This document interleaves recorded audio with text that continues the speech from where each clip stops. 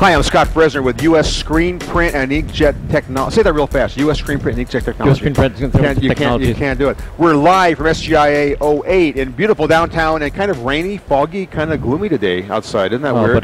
But it's happy and bright and I was joking earlier when I came inside. over from the hotel. I was like this the whole way because, you know, otherwise the water runs off their head.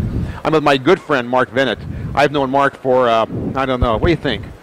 30-some. 30-some, 28, 29. I'm thinking late Back in the 70s. No, it was in the Tang Dynasty when when silk screening was invented.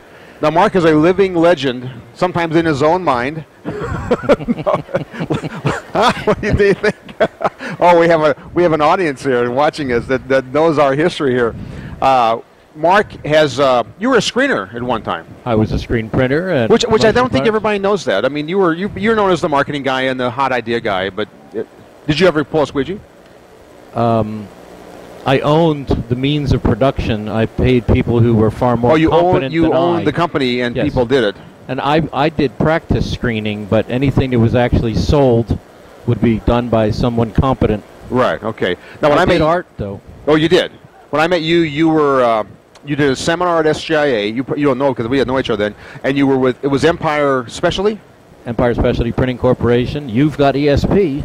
And you were talking about, you had at that time, a high-tech, one-color brochure or catalog that you were showing imprinted bricks. How am I doing, huh? Different stuff. And you were the first guy that I heard speak about selling ad specialty items as a simple other way to do it, using generic catalogs and things that are just common today now. Yep, I still preach the same messages, essentially, that what we need to sell to our customers is our service, our quality, and things like brands are not important. Because most people will buy what you tell them to buy. There's a handful of corporate buyers who are very knowledgeable and should have the big fancy color catalogs. But I still believe in generic catalogs, whether they're line art or simple photographs or getting them from your wholesalers. Right. And I'm still, I'm not an advocate that everyone has to sell promotional products. I call it defensive marketing. Okay.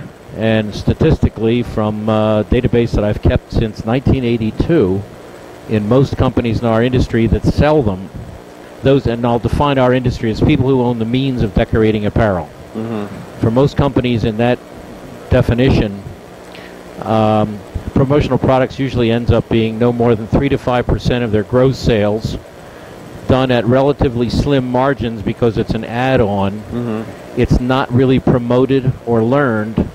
And when I call defensive marketing, I'm saying, it's important to have that capability for those customers who might go elsewhere for their non-apparel products. Yes, you might lose the guy, So keeps them in the fold. So you have written 10,000 articles, Are we okay, by the way? I know we're taping live. Can you crank the audio up a little bit on the speakers? Are we okay on that?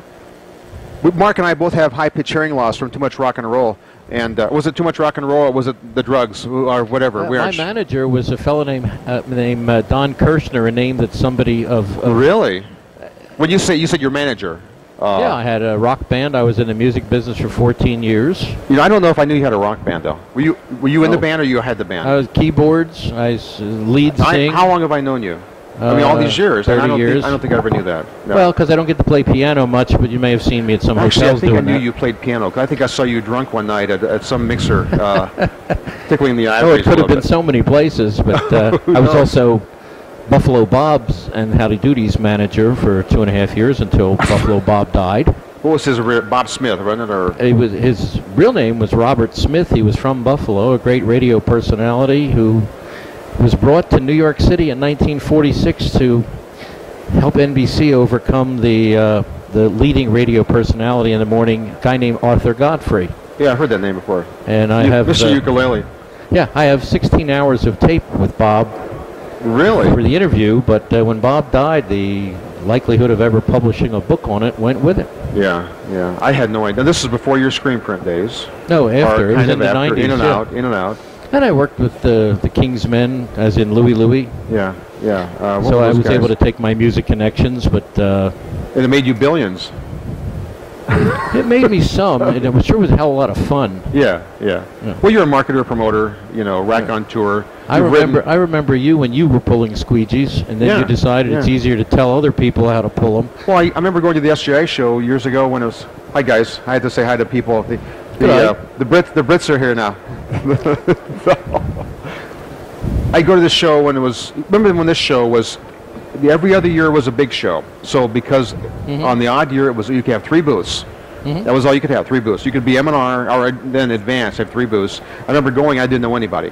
Everybody was having a good time and socializing, and I didn't know a soul. And I think then I went to a seminar, saw you.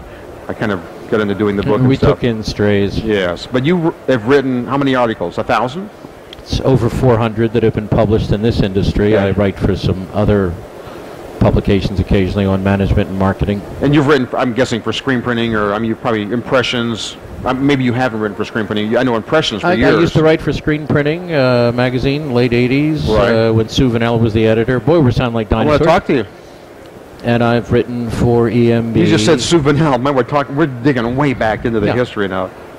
Scott and I were there at the moment Plastisol was invented. Probably so.